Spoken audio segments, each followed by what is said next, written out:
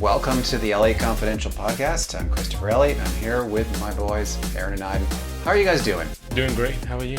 I have some bad news. This is the final Elliott Confidential podcast. We're hanging up our spurs after almost 2 years of podcasting, and the reason why is because... It's all my fault, guys. I'm leaving the nest.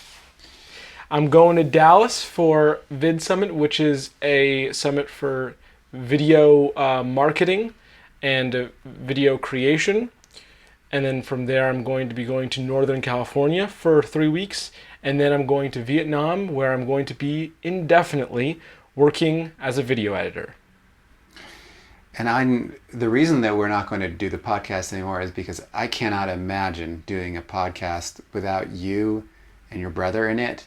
It's just not going to be the same thing. So I'm very sad that we're ending the podcast. Yep.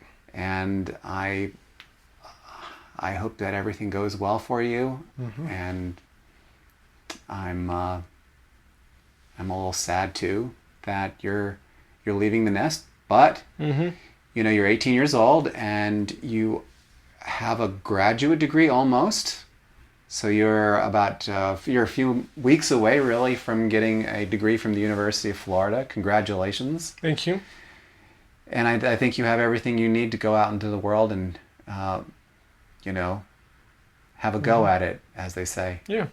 This isn't going to be the last podcast I ever do, but this is the last Elliott Confidential podcast. So here we are. Let's make the best of it. Yeah, exactly. Let's get more sentimental. Yeah, right. I thought that for this week's podcast, first of all, we should talk about what we've done in the last week because we've had a really cool experience. But then for most of the podcast, I would like to talk about our favorite places in the last 2 years, the things that we've loved to do. We want to share those with our listeners. So we have been in Kyoto, Japan, and before that, we also made a brief stop back in Tokyo. Mm-hmm. And Aaron, what are your thoughts on Kyoto? What do you think of it? It's very different from Tokyo, right?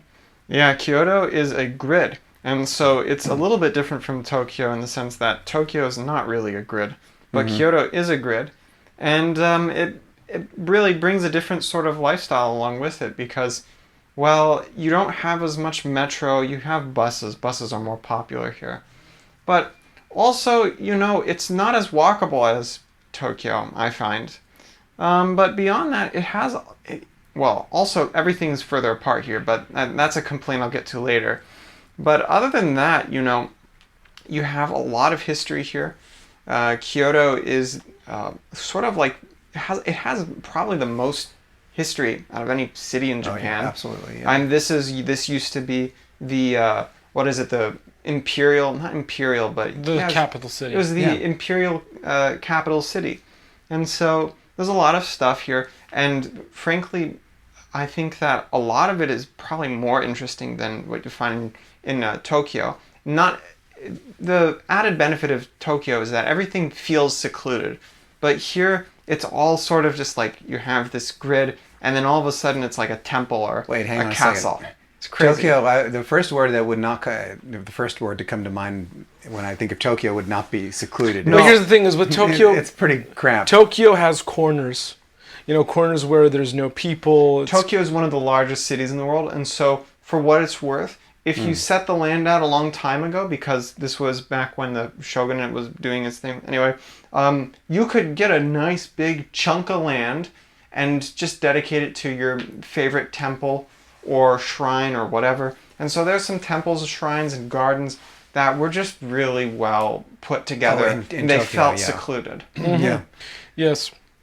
There have been so many highlights. It's hard to choose just one, but one of the ones is a tour down the canals into the lake.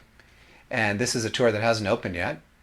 And we went through, this is a series of canals that were opened about 100 years ago.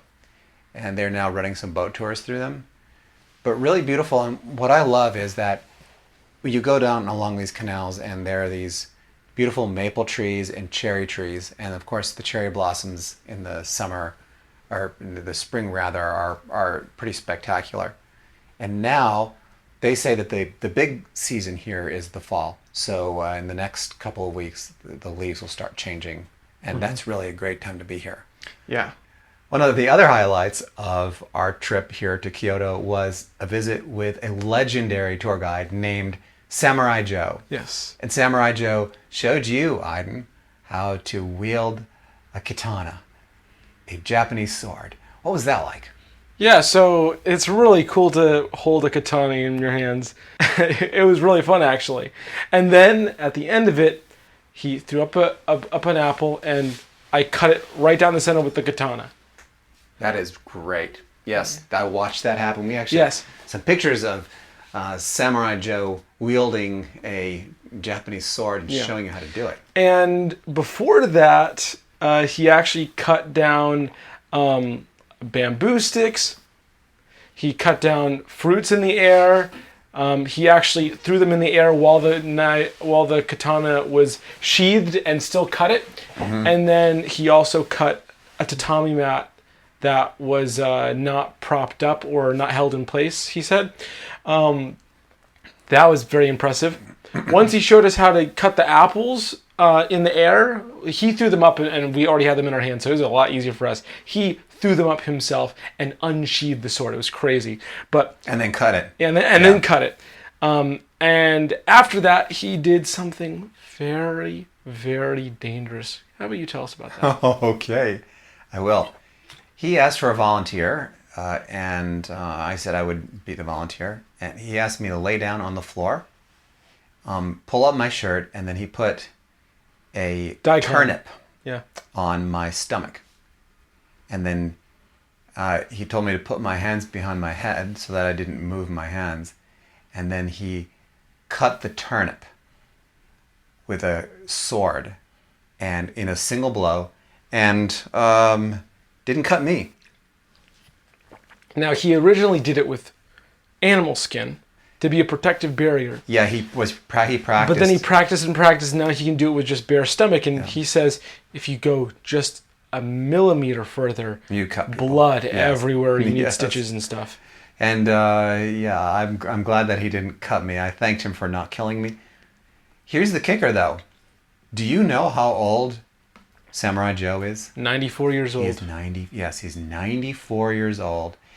And he told us stories about growing up during World War II. He was 12 years old. He told us about living in Manchuria, which was a part of colonial Japan, which is insane. The fact that we're able to meet somebody who lived in some of the colonies of Japan. In a colony in Japan, in Manchuria, which is now China.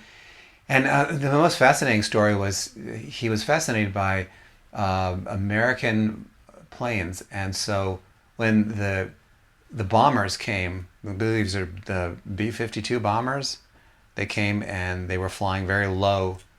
He said, maybe it was the B-2 bombers. No, the B-2s are the new ones. It was the B-52s.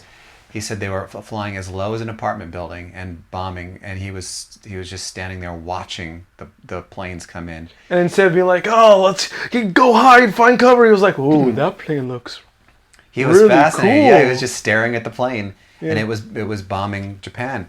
Anyway, he's a fascinating guy, and he's watched every single tourism crisis, every economic crisis. Yeah, he had a lot to say about them. And he's been a guide since he was 30 years old. So he is the longest, not just the oldest guide, but he's been doing it for the longest too. Fascinating guy. What a nice person. Yeah, it was amazing meeting him. It really was. And then today we had another wonderful experience, which was we took drum lessons. Aaron, you seem to really enjoy yourself. So tell us about the drum lessons. Yeah, we went and took a Taiko session. Mm-hmm. So Taiko is just banging on large Japanese drums, essentially. And it's pretty interesting. We learned some songs, if you can call them that, or beats, or performances. I think that would be the closest, the best description of what we did. And what they do is they give you these large wooden drumsticks, and then they give you a huge barrel drum, and it's interesting. They all sound a little bit different, actually quite different. And You just practice, and it's a lot of fun. It's yeah. kind of like a game. It's like any rhythm game that you've played. We had a blast. Our instructor was so much fun, and we learned how to play the Japanese drums. It was really like I never would have thought to try this, and then we just did, and it was wonderful. I had so much fun with you guys. Mm-hmm. There's no question of the week this week because it's our last podcast, so no question. But if you want to leave a comment for Iden on his last day here with us, feel free to. I'm sure he would love to hear from you. And we won't read them in our next podcast, but you can read them on the site. And as I said before, this doesn't necessarily mean we're done podcasting, but it means that the Elliott Confidential podcast is done. So we're looking back today. And we've had a discussion all week long, the three of us, about our favorite places and some of the favorite things that we have done. So I wanted to start with you, Iden. It's been 2 years, and we've been podcasting for about 2 years. We've been to all kinds of different places. Mm-hmm. And of all those places, where did you enjoy staying the most? We thought about this earlier, and it was really tough to think about it because there are some really nice places. At first, we brought up Qatar. Yeah. Super clean. Public transit is incredible. And then we thought of Dubai. Wasn't quite as to the level of Qatar just because of the transportation there. Mm-hmm. But who knows, that might change in the future because I do know that they're building a subway system there. But also, incredibly clean, incredibly amazing country. Then we went over to Europe, started thinking about places there. Nice, great city. Probably our favorite city in France. Basel, Switzerland, amazing too, super clean. And then Asia, Japan right now is top right now because of how clean and nice it is here. And New Zealand too. New Zealand was an amazing country that we visited and really nice to live in. I think if I were to be completely honest with myself, really thinking of all the different situations we found ourselves in each of these countries, I would say Switzerland. Basel is the best place to live, best place to visit, because quite honestly, they have everything covered. They know what is maybe something that irks travelers or the residents too, and they fix it. Streets clean, public transit really nice, beautiful nature, amazing nature, really good weather at least while we were there, and even if it's snowing, you get the skiing there. The snowing is good for your skiing. Even if it's cold, you got the skiing up north, and the style of Switzerland is very historical and also very likable. Like, when you see the houses, you're like, that's what I imagine an old Swiss house would look like. Yeah. And also, there's sort of a sense of what's the word? Enamorment.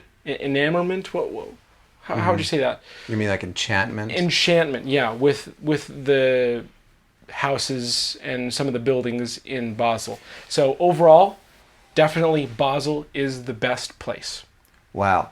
I have a lot of very fond memories of Basel. I remember going to the bakeries and getting bread in the morning and seeing the museums and walking along the Rhine. All of those things were, and most of all, spending time with you guys. That was great. Basel was clean and safe too. We like that a lot. Those are some of the most important things to us, is clean and safe, which is why we like Japan so much, because it's clean and safe as well. Mm-hmm. Aaron, do you have any thoughts about your favorite destination for the last 2 years? It's a really interesting question, but I have to say that really I've enjoyed most of the places that I've been to. Every place you go, you learn a lot. You learn how to make the most out of whatever place. And so the places that I didn't enjoy, as of recent, I would say in the future I might come back and I might come to enjoy those places. So I definitely would say that to say that I enjoy a place more than others is maybe not, maybe doesn't speak to the substance of the destination, and it speaks more to my ability to enjoy it as an American. But I think that the two places that I thought were the most compelling for me were definitely London and Paris. And it was a 2-month period where I experienced both of them, and that was in, of course, the summer and fall. I think it was summer and fall, but it was basically we were late there summer. in the summer. And I thought that those two places, particularly what we chose to do in Paris, which is to go to like the 19th arrondissement, which was just far enough away from everything, so that way things become a little bit less expensive, so that way there's more people actually living as opposed to tourists doing touristy things.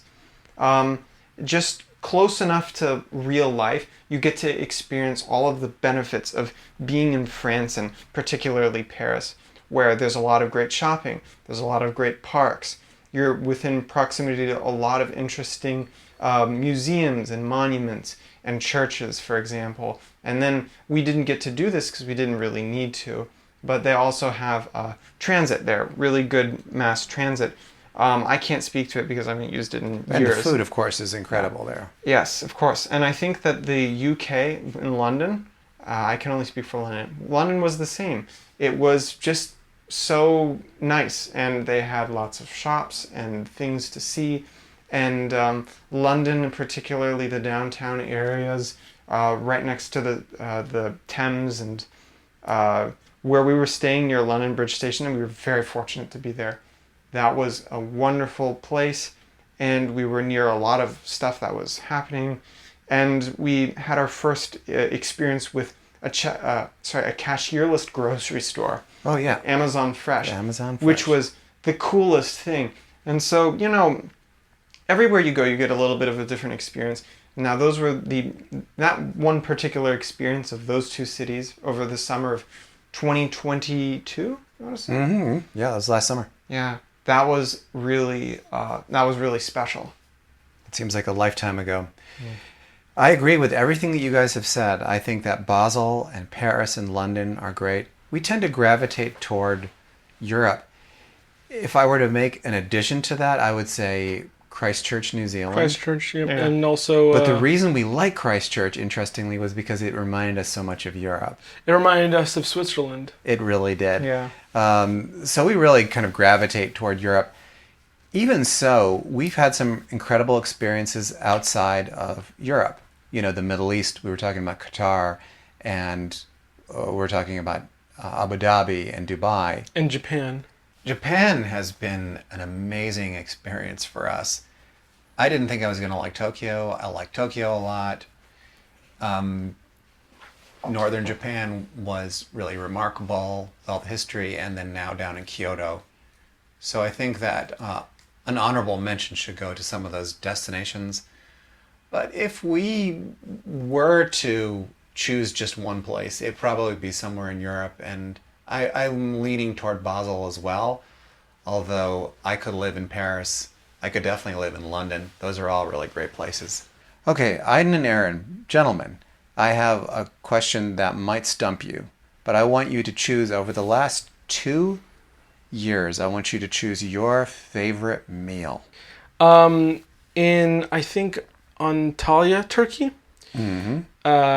Is that where Chef Ramsay was? No, he was out in he was in Cappadocia. Cappadocia, there you go.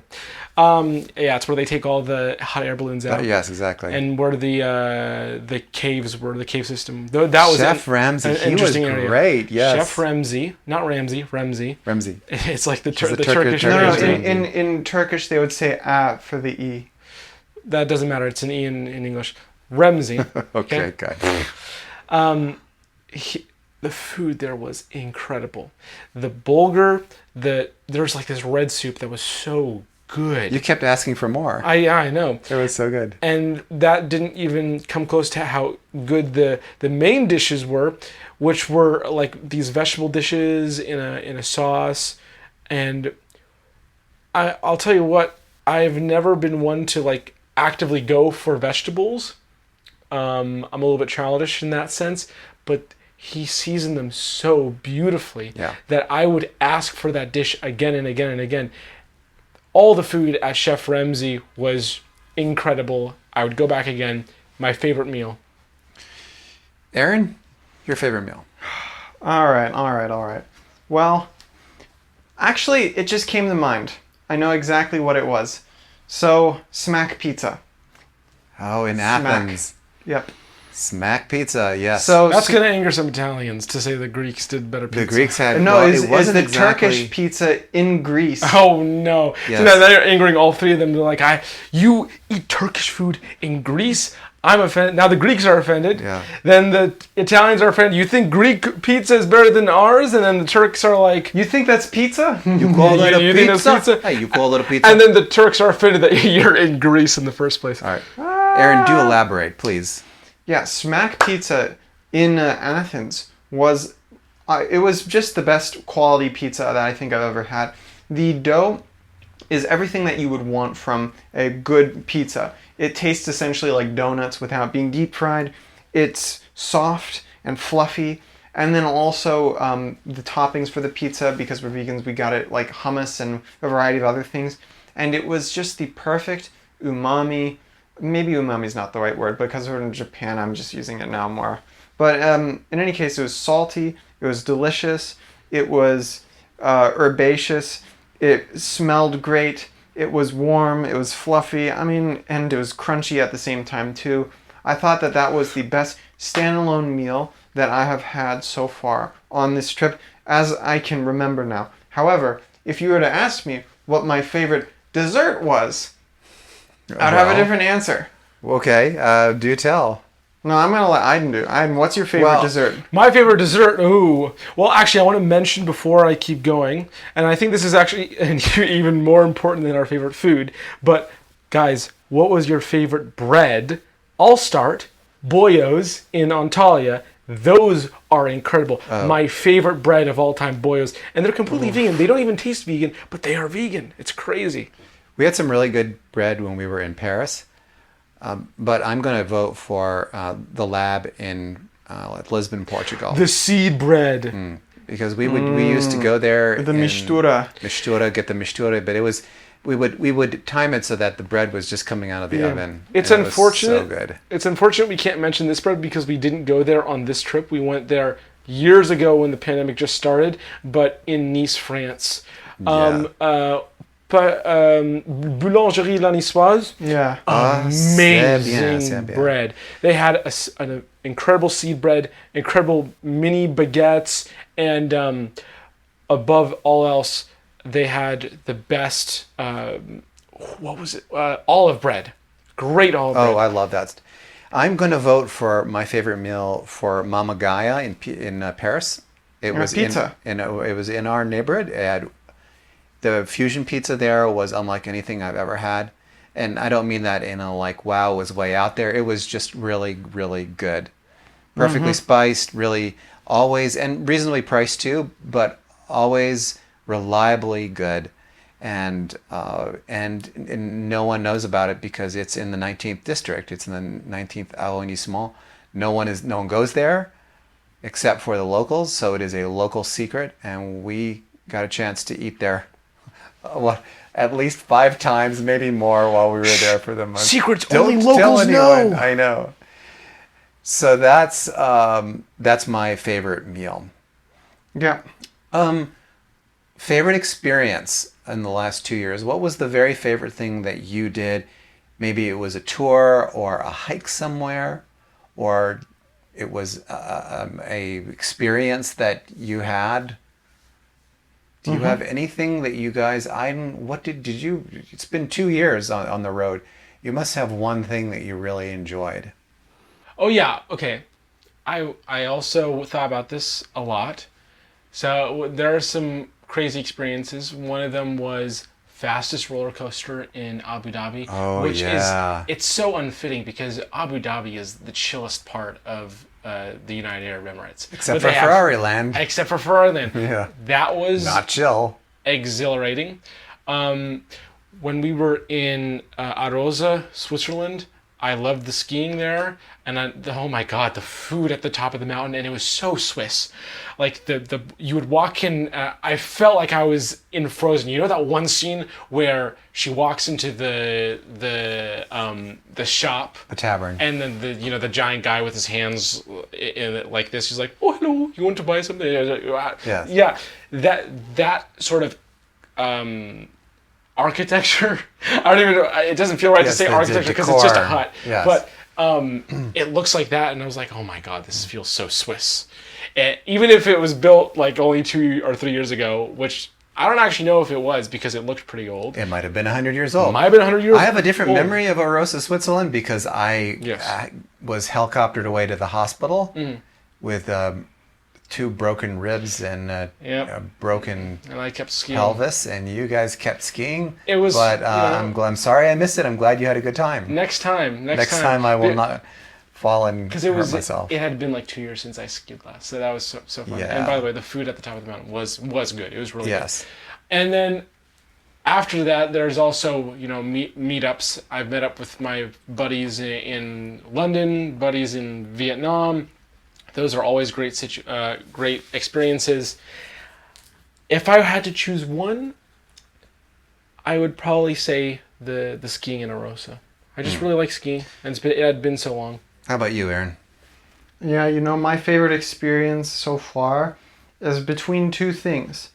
And this is subject to change, but I definitely thought that going to Antarctica was the craziest thing that I could have ever expected or Yes. imagined. And I was super grateful for that. And seeing Antarctica is incredible. It is an alien planet out there. But the other thing, and not to put a 2 in 1, but yeah, I'll do 2 in 1. There was this experience that we had in the Pinnacles Desert in Western Australia at Nambung National Park. We got to see kangaroos running around at dusk, and it was really cool. It was really beautiful. The colors were just... It was very, very... It was an out-of-this-world experience. Yeah. Absolutely. I agree with everything that you guys have said. Those were some of my highlights as well. I think that, and it may just be me, but some of the highlights for me were the hikes that we would take. Walking through Paris or London or Bergen, Norway. I mean, we haven't really talked about that cruise that we took up there, but that was just incredible. Being above the Arctic Circle and seeing some of the northernmost parts of Norway, but for me it was just walking around with you guys and experiencing the destination at street level, and eating street food. Some of the food that we experienced there was really incredible, and then talking to you guys and seeing how you guys are interacting with it. I think that when I got this assignment to travel around the world and you guys agreed to come with me, I think that was really one of the best things that could have happened to any of us. And I guess that's how I would like to end this podcast, is by just telling you both that I really have appreciated and enjoyed being around you for the last 2 years, and I don't think that I would give this up for anything in the world. Iden, Aaron and I are going to miss you, and we hope you come back to us soon to visit. This has been the final Elliott Confidential podcast. Signing off. Thank you so much for listening, guys. It's been an honor to bring you our adventures over the last 2 years. See you soon. Bye, guys. Come on.